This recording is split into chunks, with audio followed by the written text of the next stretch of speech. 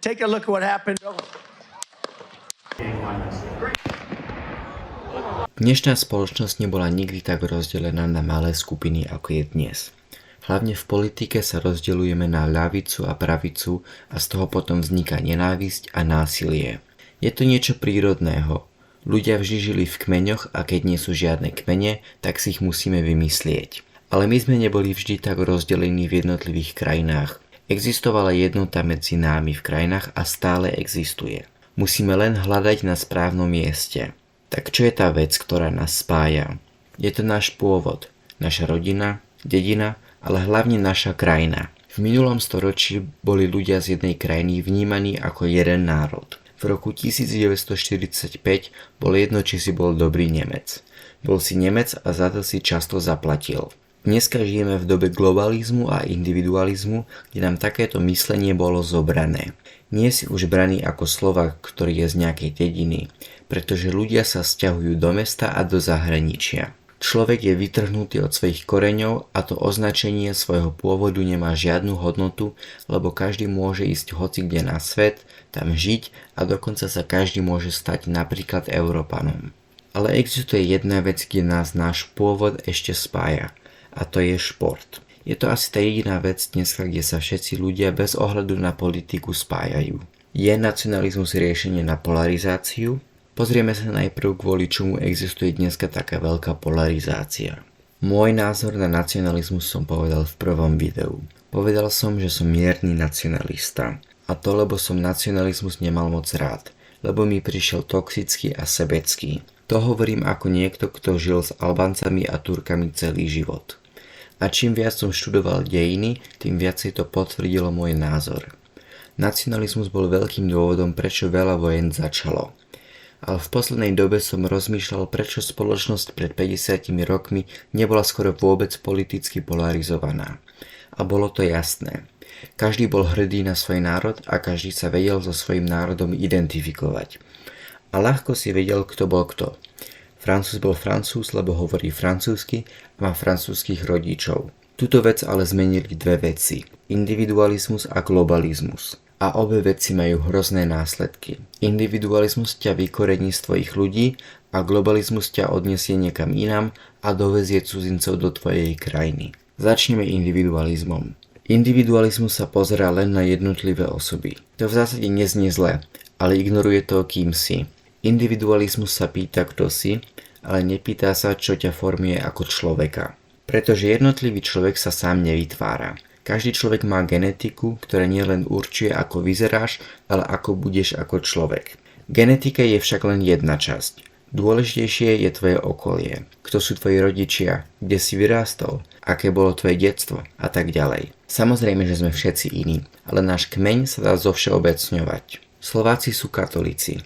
Slováci hovoria po slovensky. Slováci hrajú hokej. Slováci nie sú tak bohatí ako Švajčiari. Slováci majú rádi halušky a tak ďalej. Sice nie je každý Slovák tak, ako som ich teraz popísal, ale všeobecne je slovenská kultúra taká. Individualizmus ťa od tvojej kultúry odstraní a globalizmus ju zabije. Globalizmus zabíja svojím spôsobom kultúry, lebo v globalizme víťazí väčšina. Vidíme to napríklad tým, že lokálne kultúry a nárečia umierajú všade na svete. Grécko malo dakedy veľmi rozmanitú kultúru. Každý ostrov bol trochu iný, ale kvôli globalizmus je skoro všetko preč. Aj na Slovensku to tak je. V niektorých dedinách na severnom Slovensku sa dakedy hovorilo goralsky, ale dneska predovšetkým slovensky. Musíte pochopiť, že zánik regionálnych kultúr bol len prvý krok. Ďalší krok je národná kultúra a nakoniec, keď to takto bude pokračovať, tak nebude ani európska kultúra. Tuto ale nie je tak ľahké, lebo ako zmeníš poľskú kultúru, keď tam žijú len Poliaci? Zrobíš to tak, aby sa nehovorilo poľsky a aby tam nežili len Poliaci. Vďaka sociálnym sieťam odtlača angličtina národný jazyk pri mladých generáciách. A migrácia ti vymení obyvateľstvo jednej krajiny. My sme zatiaľ tu. A môžeme tento trend ešte zastaviť. Pre krajiny ako Nemecko, ktoré má 20 milión imigrantov, je to možno neskoro. Ale my ešte máme Slovákov na Slovensku. Ešte naša slovenská reč žije.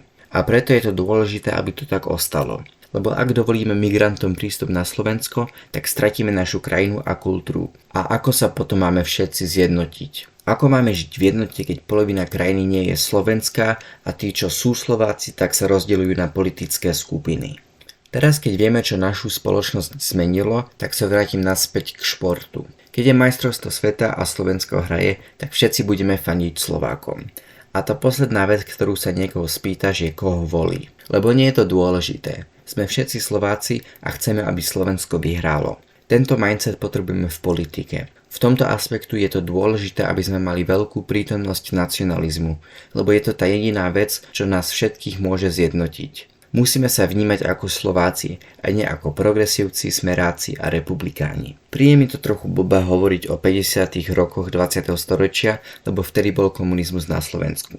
Tak chcem povedať, že s tým myslím, ako to bolo v 50. rokoch na západnej Európe a v Spojených štátoch. Takže vráťme sa naspäť k tomu, ako to bolo na západnej Európe pred 70 rokmi. Všetci boli zjednotení vo svojom pôvodu. Ale táto jednota môže len fungovať, keď Slovensko ostane slovenské a Európa ostane európska. Jeden protiargument, ktorý by som v minulosti mal a ktorý som aj na začiatku povedal, je, že nacionalizmus bol zodpovedný za vojny v minulosti. Chápem, že ľudia majú strach, že keď sa nacionalizmus vráti do spoločnosti, že budú zase vojny v Európe.